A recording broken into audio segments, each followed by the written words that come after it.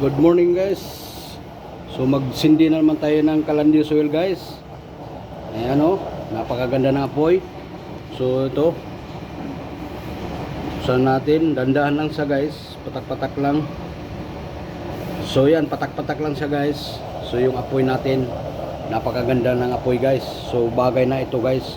Mula nung pandemic ito guys, COVID-19 na ginawa ko ito. So ilang taon na ito guys, mahigit na 6 years na mula nung ginawa ko. So gamit na gamit ito guys.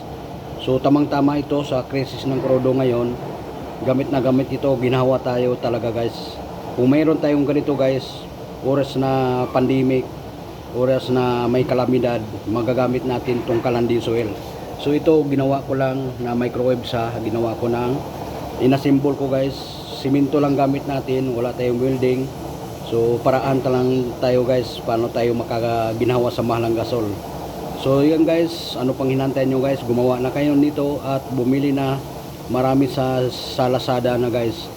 Sa Lazada, type nyo lang Calandios oil, maraming iba-ibang mga brands sa mga gawa ng gasol. So yan guys, kita nyo naman, napakaganda. Thank you for watching. Para-paraan lang tayo, diskarte lang. So salang na natin guys. Kita nyo naman, ala gasol ang apoy. So the best. Thank you for watching guys. So paki-visit guys sa aking YouTube channel, Kaloy Duarte.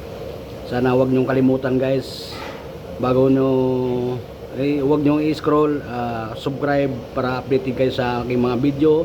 Thank you for watching. Maraming salamat.